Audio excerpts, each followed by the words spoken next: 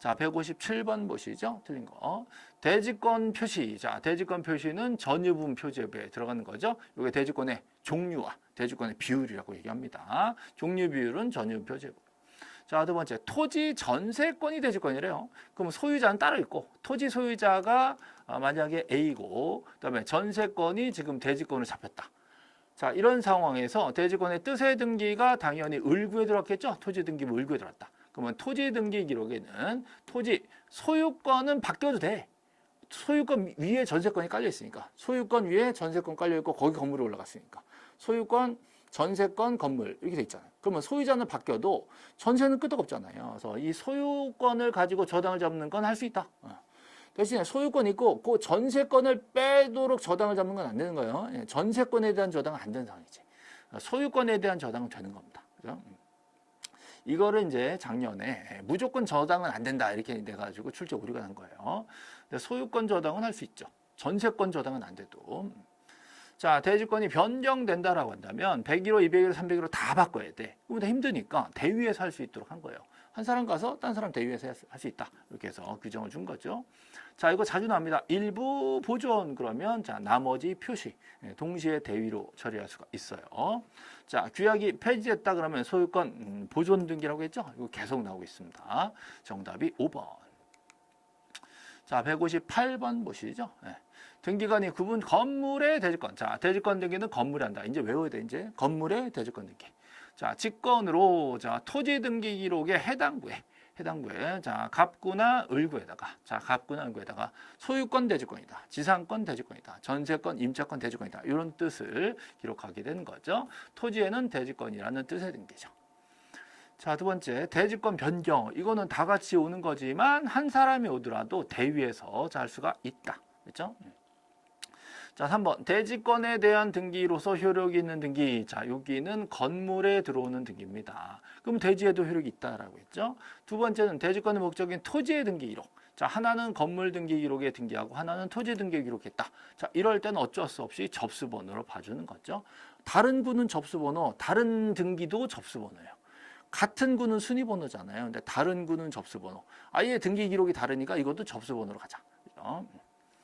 4번 구분 건물 등기 기록에 대지권 등기 또 나왔어요. 자, 건물의 대지권 등기. 그죠? 예. 이후에 건물만 저당 설정 계약을 하고 자, 건물만 저당권 설정 등기를 할 수가 없게 됐죠. 예, 건물하고 대지권이 붙었는데 건물만 저당 잡으면 안 된단 말이에요. 건물만 전세는 되는 거예요. 4번이 틀렸고요.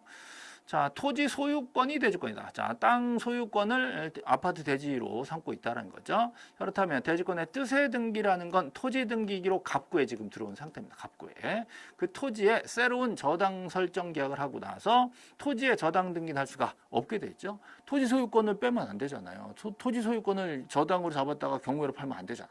그럼 위에 건물 다 무너져야지. 이런 경우는 이후이기 때문에 대지권이 잡힌 이후이기 때문에 토지만 별도로 어떻게 할 수 없다. 이런 뜻이에요. 그래서 지금은 4번이 틀린 것이죠.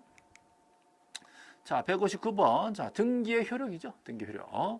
자, 우리나라 등기는 공신력이 부정되죠. 그래서 거래 안전보다는 진정거래자 보호에 중점을 둔다. 맞네요. 등기는 물권 변동 효력이 인정되고요. 자, 등기된 부동산이라면 점유의 추정력은 필요가 없죠. 등기 추정력이 있으니까. 자, 등기에 점유 효력이 있습니다. 20년, 10년 단축하는 이런 효력이 있죠. 자, 순서에 따라서 순위가 확정되죠. 자, 같은 구는 순위 번호, 다른 구는 접수 번호. 그래서 가순다죠. 요거 순서대로 가는 거죠. 물론 예외적으로 뭐 가등기라든가 부기등기 예외도 있습니다. 회복등기라든가. 그러나 얘들은 원칙적으로 순서대로 따지는 거죠. 정답이 4번이 틀렸습니다. 자, 160번 문제 보시죠.